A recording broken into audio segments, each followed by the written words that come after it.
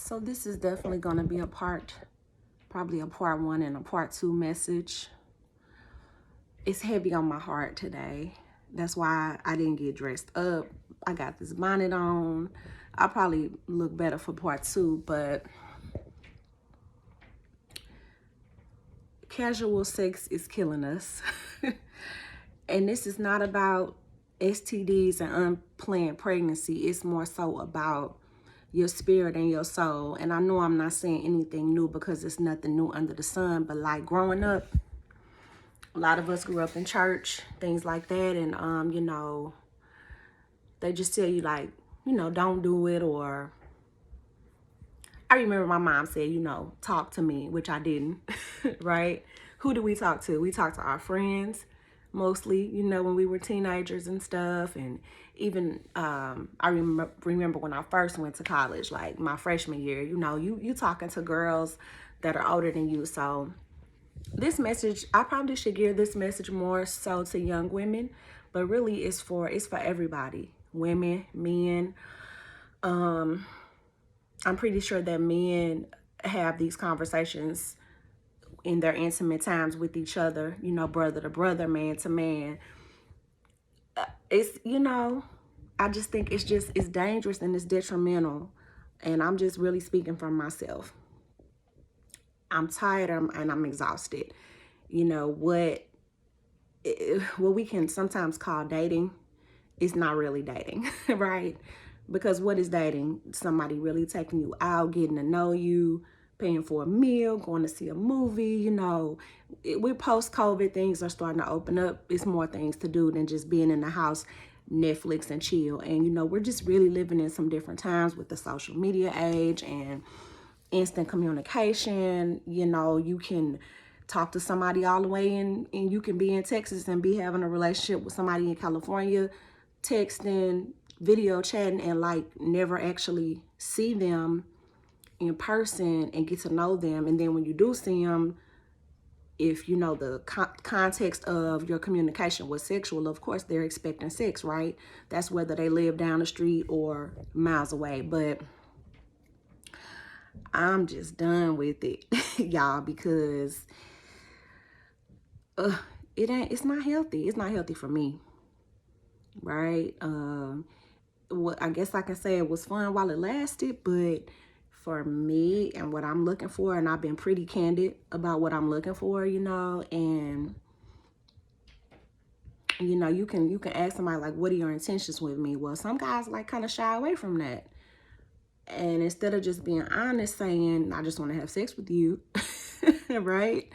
They just kind of go along with it. But then if you don't shut it down, tell them no, or you engage in the sex, because women like sex too, right? But then, you get yourself in this entanglement or this relationship or this friendship or this situationship, and you're wanting something out of it, but you're not getting anything out of it but sex. I'm more so talking about myself. I don't know your life. I don't know what you've been through. But it gets to a point where you start to feel like an object, and I know that I'm more than my body. I know that I'm more than sex. Like, I have a whole brain and a mind. You get where I'm going with this? And, I know there are people who have said that, they got into these casual relationships. They wind up marrying that person. And I think it just works out differently for each person. However, it hasn't worked out that way for me. And, doing the same thing, expecting a different result is just insanity, right? So I'm like turned off from it. Does that make sense? Like, I don't want it.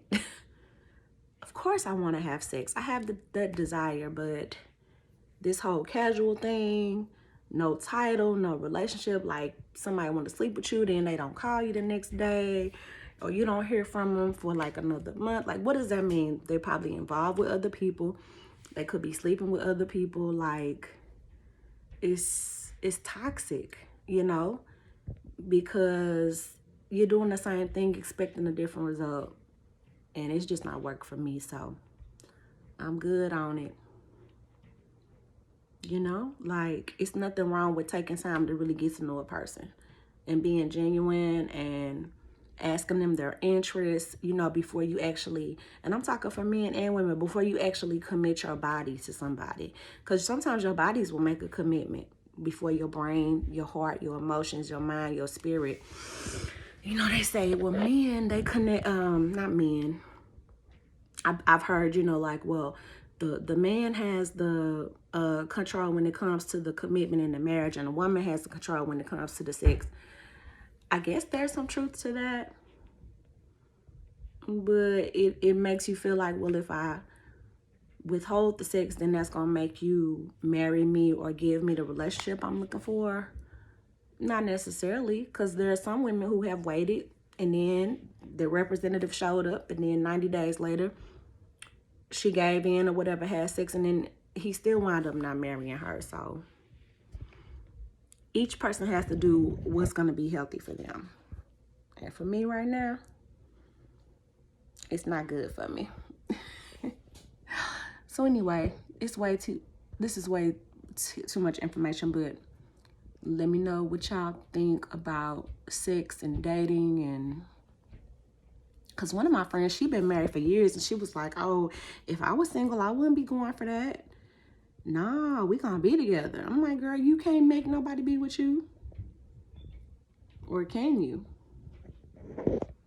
And then I saw some stuff on YouTube. I think it was a dating coach, a man, and somebody was like, does playing hard to get really work? And he was like, no. He was like, playing hard to get is like dangling a string in front of a cat. And once the cat get the string, they're over it. They on to the next. So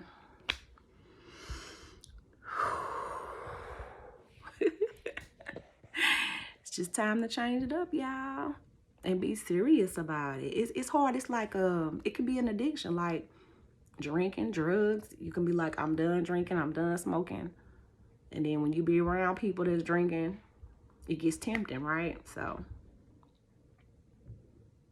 it's gonna take some prayer and some fasting, okay, to make the changes.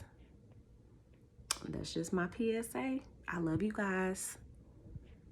Have a good one.